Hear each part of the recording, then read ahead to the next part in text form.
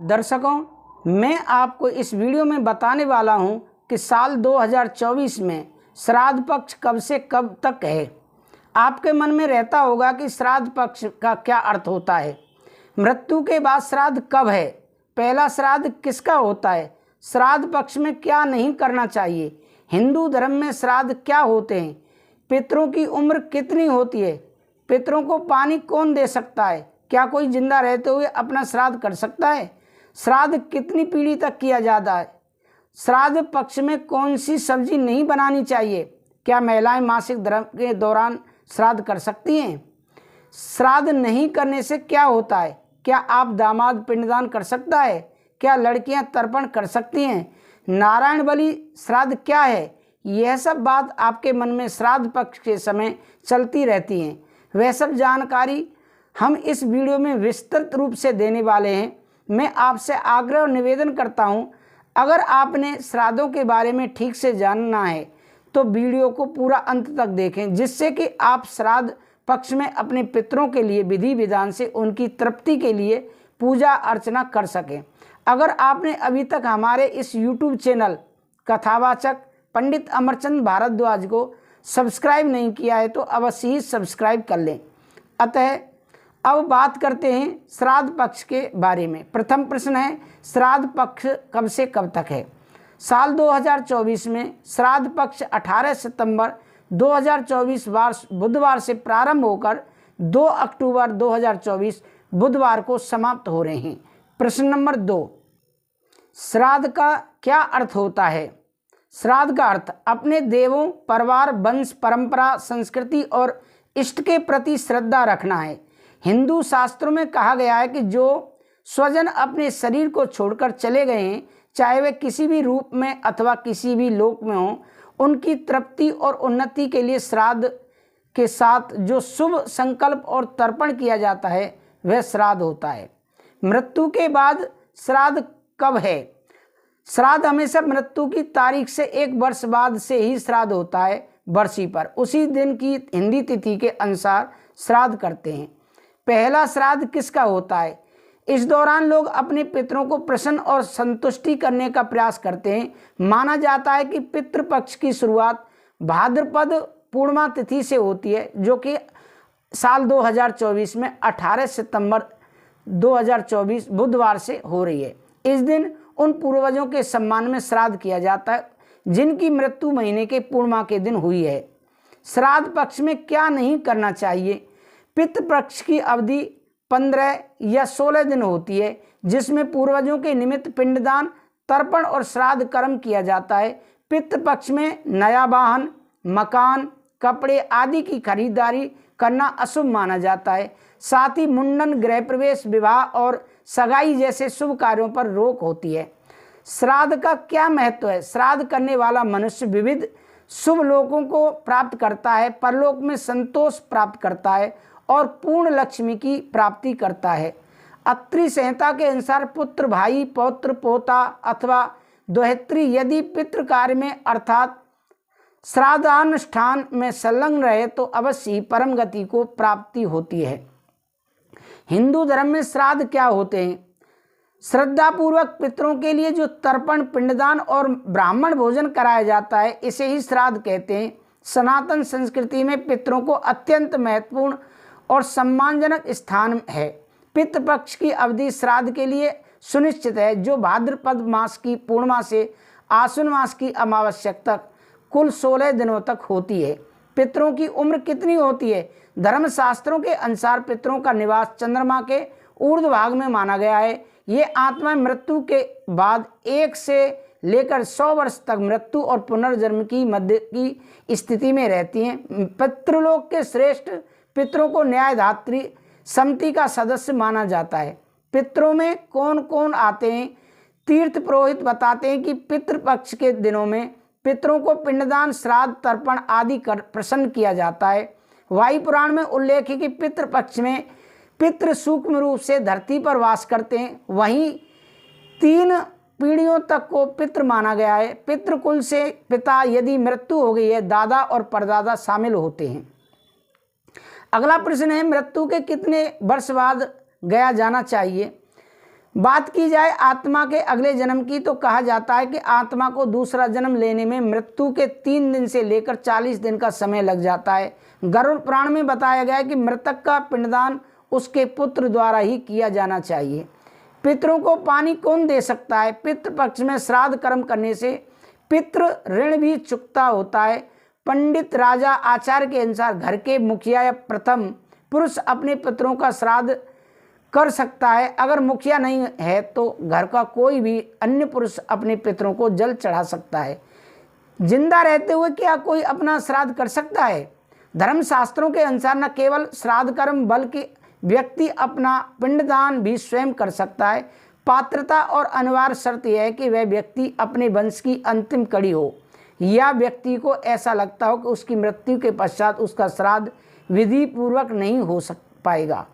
अगला प्रश्न है, श्राद्ध कितनी पीढ़ी तक किया जाता है? श्राद्ध शास्त्रों के अनुसार श्राद्ध केवल 3 पीढ़ियों तक का ही किया जाता है। इसमें मातृकुल नाना और पितृकुल दादा दोनों शामिल होते हैं। मान्यताओं के अनुसार 3 पीढ़ियों से अधिक का श्राद्ध कर्म नहीं होता है। अगर माँ जिंदा है तो क्या पिंडदान किया जा सकता है? क्या पिता और माता दोनों की मृत्यु के पिंडदान किया जाता है? सबसे पहले आपके नुकसान के लिए खेद है, मेरी संवेदना। दूसरा, हाँ, आप अपने पिता का पिंडदान कर सकते हैं अगर आपकी अभी भी माँ जीवित है। श्राद्ध पक्ष में कौन सी सब्जी नहीं बनानी चाहिए? जीरा, राई, सरसों के बीज जैसे मसालों को पितृपक्ष में खाने से मना किया गया है। साथ ही काला नमक भी नहीं खाना चाहिए। पितृपक्ष के दौरान खीरा, करेला, सरसों का साग, अरवी, चुकंदर, सलजम, गाजर, मूली, सूरन और जमीन के नीचे उगने वाली सभी सब्जियों को खाने की मनाही की गई है। अगला प्रश्न है, क्या हम मासिक धर्म के दौरान जो महिलाएं श्राद्ध कर सकते हैं? मासिक धर्म के चक्र के दौरान शारीरिक पूजा या देवताओं की पूजा को छोड़कर सब कुछ करने की अनुमति है। आप मंदिर जा सकते हैं लेकिन मूर्तियों को स्पर्श नहीं करें। कीर्तन सुन सकते हैं, महामंत्र का जाप कर सकते हैं, मौन होकर के मानसिक पूजा कर सकते हैं, यहाँ तक कि प्रसाद भी ले सकते हैं। श्राद्ध का भोजन क्या है? श्राद्ध कर्म में पितरों के नाम बनाए जाने वाले भोजन में खीर का विशेष महत्व माना गया है। इस दिन पूरी, आलू की सब्जी, छोले या कद्दू की सब्जी बना सकते हैं। इसके अलावा मिठाई को भी पितरों के भोजन में शामिल करें। श्राद्ध के दौरान अगर आप पितरों के निमित्त भोजन बना रहे हैं तो शुद्धता का विशेष ध्यान रखें। पितरों की पत्नी का क्या नाम था? माता में प्रपता में। आपको भी बारंबार प्रणाम। आप हमें मृत्यु के अमृत की ओर ले चलें। ऋषि कश्यप की पत्नी अदिति के 12 पुत्रों में से एक अरिमन थे। ये 12 हैं: अंशुमान, इंद्र, अरिमन, त्वष्टा, धातु, पर्जन्य, पूषा, भग, मित्र, वरुण, विश्वान और त्रिविक्रम, वामन। श्राद्ध नहीं करने से क्या होता है? मार्कंडेय पुराण में बताया गया है कि जिस कुल में श्राद्ध नहीं होता है उसमें दीर्घायु, निरोग व वीर संतान जन्म नहीं लेती और परिवार में कभी मंगल नहीं होता है। श्राद्ध तिथि कैसे निकालें? पितृपक्ष की कब से कब तक? इस साल पितृपक्ष की शुरुआत जो है 18 सितंबर से प्रारंभ होकर 2 अक्टूबर तक रहेगी। क्या किसी लड़की का पितृदोष हो सकता है? अगर पितृदोष बहुत ज़्यादा हो तो माता पिता निसंतान हो जाते हैं।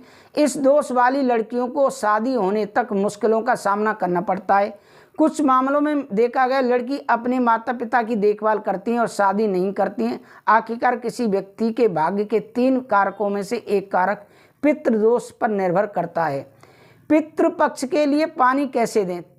ऋषि तीर्थ में उत्तर दिशा की ओर मुख करके पितरों को जल और अक्षत अर्पित करना चाहिए। दक्षिण दिशा की ओर मुख करके पितरों को जल और तिल अर्पित किया जाता है। देवताओं को एक एक करके अंजलि दिया जाता है।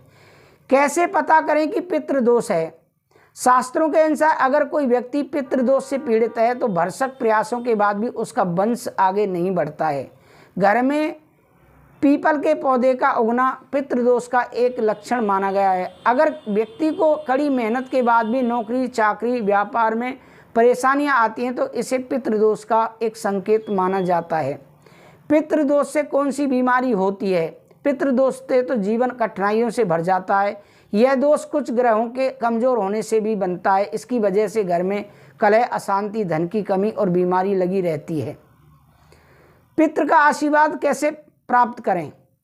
पितृपक्ष के दौरान कई लोग पुजारियों और वंचित लोगों को अपने घर में भोजन के लिए आमंत्रित करते हैं। ऐसा माना जाता है कि अगर आप उन्हें कपड़े दान करते हैं तो आपके पूर्वज आपको आशीर्वाद देते हैं और आप उन्हें धोती, स्टाल और टोपी दे सकते हैं और ब्राह्मणों को भरपूर दक्षिणा भी अवश्य दें। अगर मेरे माता पिता जीवित हैं तो क्या मैं तर्पण कर सकता हूँ? जीवित माता पिता वाले व्यक्ति भी इस जीवन और पिछले जन्मों के दिवंगत पूर्वजों के लिए पितृ तर्पण कर सकते हैं। भले ही किसी के पिता भी ऐसा करते हैं तो लेकिन पूर्वजों के प्रति व्यक्ति का ऋण उसके पिता के ऋण से अलग होता है और व्यक्ति को उन ऋणों पर काम करने की आवश्यकता होती है। अगला प्रश्न है, रूठे हुए पितरों को कैसे मनाएं? प्रतिदिन पढ़ें हनुमान चालीसा। श्राद्ध पक्ष में अच्छे से श्राद्ध कर्म करें। गरीब, अपंग, विधवा महिलाओं को दान दें। पितृदोष का भयानक असर जानिए। लक्षण: 13, 14, अमावस और पूर्णिमा के दिन गुड़ घी का धूप दें। घर का वास्तु ठीक कराएं। गया में जाकर तर्पण पिंडदान करें। बंधे हुए पितरों को कैसे खोलें? किसी जागृत तीर्थ जाकर पितृ तर्पण आदि संपन्न कर लें। अपने पिता के निमित्त यथासंभव राशि किसी श्रेष्ठ कार्य में लोक कल्याण खर्च कर दें। ज्ञान, दान और यज्ञ को सर्वश्रेष्ठ कर्म कहा गया है। अगला प्रश्न है, पितृदोष के लिए कौन सा ग्रह जिम्मेदार है? वैदिक ज्योतिष के अनुसार पितृदोष तब होता है जब सूर्य, जो आत्मा और पूर्वजों को प्रतिनिधित्व करता है, कुंडली में राहु, केतु, शनि या मंगल जैसे पापी ग्रहों से पीड़ित है। क्या दामाद पिंडदान कर सकता है? पिंडदान कौन कर सकता है? पिंडदान मृतक के किसी भी पुरुष या संबंधी द्वारा किया जा सकता है, जिसमें सबसे बड़ा बेटा, कनिष्ठ बेटा, पिता, भाई, नाती, नातिन आदि शामिल। पुरुष रिश्तेदारों की अनुपस्थिति में पिंडदान महिलाएं रिश्तेदारें जैसे बेटियां, माताएं और नाती, नातिन द्वारा किया जा सकता है, लेकिन दामाद नहीं करे। हाँ, लड़की का बेटा कर सकता है। क्या महिलाओं को पितृदोष लगता है? पितृदोष का प्रभाव घर की स्त्रियों पर भी रहता है। इसके अलावा मातृ ऋण से आप कर्ज में दब जाते हैं और ऐसे में आपके घर की शांति भंग हो जाती है। क्या लड़कियां तर्पण कर सकती हैं? पितरों की आत्मा की शांति के लिए श्राद्ध या तर्पण का महत्व है। आमतौर पर महिलाएं पितरों के निमित्त श्राद्ध या तर्पण कर सकती हैं। किसी व्यक्ति के पुत्र नहीं है तो ऐसे में परिवार की महिलाएं अपने पिता के श्राद्ध और पिंडदान कर सकती हैं। कुल कितने श्राद्ध होते हैं? त्रिवेंद्रम श्राद्धम मुच्यते के अनुसार मत्स्य पुराण में 3 प्रकार के श्राद्ध बतलाए गए, जिन्हें नित्य, नैमित्तिक और काम्य श्राद्ध कहते हैं। यम स्मृति में 5 प्रकार के श्राद्धों का वर्णन मिलता है, जिन्हें नित्य, नैमित्तिक, काम्य, वृद्धि और पर्यावरण पावरण नाम से श्राद्ध कहा गया है। श्राद्ध में कितने पिंड बनाए जाते हैं? प्रतिदिन 1 पिंडदान दिया जाना चाहिए। सातातप ने 3 दिन 10 पिंडों को विधान किया है, जिनका विभाजन यम ने इस रूप में किया है: प्रथम दिन 3, दूसरे दिन 4 और तीसरे दिन 3। किंतु दक्ष के द्वारा यह विभाजन 1, 4, 5 के रूप में किया जाता है। अगला प्रश्न है, नारायण बलि कराने से क्या फायदा होता है? नारायण बलि का उद्देश्य मुख्य पितृदोष निवारण करना है और नागबलि का उद्देश्य सर्प, साप, नाग हत्या का दोष निवारण करना है। केवल नारायण बलि या नाग बलि कर नहीं सकते, इसीलिए ये दोनों विधि एक साथ ही करनी होती है। यदि कोई बीमारी से पीड़ित है, बुरे समय से गुजर रहा है या तो परिवार में किसी से को सांप मार दिया है। नारायण बलि का श्राद्ध क्या है? नारायण बलि श्राद्ध कौन कर सकता है? यह अनुष्ठान उन लोगों के परिवार द्वारा किया जाता है जिन्होंने वह अनुष्ठान अर्थात दाह संस्कार पूरा नहीं किया है, ताकि वह विशेष आत्मा, जिसे प्रेत आत्मा कहा जाता है, अर्थात जिसे कोई मुक्ति नहीं मिलती, अपने गंतव्य यानी यमलोक तक नहीं पहुँच। नारायण बलि मृत्यु कितने दिन बाद करना चाहिए? नारायण बलि श्राद्ध करने के लिए कोई समय और तिथि का निश्चित नहीं बताई गई है। क्योंकि गया जी एक स्वतंत्र तीर्थ स्थल है, इसीलिए यह श्राद्ध किसी दिन भी हो सकता है। वैसे एक मानता है कि मृत्यु के 11वें दिन नारायण बलि श्राद्ध किया जाता है। नारायण बलि और त्रिपंडी श्राद्ध में क्या अंतर है? नारायण नागबलि अनुष्ठान 3 दिनों तक होता है तथा त्रिपंडी श्राद्ध अनुष्ठान 1 दिन होता है। उपरोक्त तीनों अनुष्ठान करने हो तो 3 दिन में संभव है स्वतंत्र रूप में एक दिन का अनुष्ठान करना तो वैसा ही हो सकता है। दर्शकों, आपको हमारी जानकारी कैसी लगी कमेंट करके अवश्य बताएं। अगर आपने अभी तक हमारे YouTube चैनल कथावाचक पंडित अमरचंद भारद्वाज को सब्सक्राइब नहीं किया है तो अवश्य ही सब्सक्राइब कर लें, जिससे कि अगली वीडियो का नोटिफिकेशन आपको आसानी से प्राप्त हो सके। दर्शकों, अगर आपने अपने घर पर पूजा पाठ करानी है, पितरों की शांति के लिए या श्रीमद् भागवत कथा करानी है, बहुत ही कम खर्च पर हम श्रीमद् भागवत कथा करते हैं। कोई भी आपने पूजा पाठ का कार्य कराना है तो आप हमसे दिए हुए नंबर पर संपर्क कर सकते हैं। मैं विदा लेता हूँ। कथावाचक पंडित अमरचंद भारद्वाज। राधे राधे, जय श्री राधे।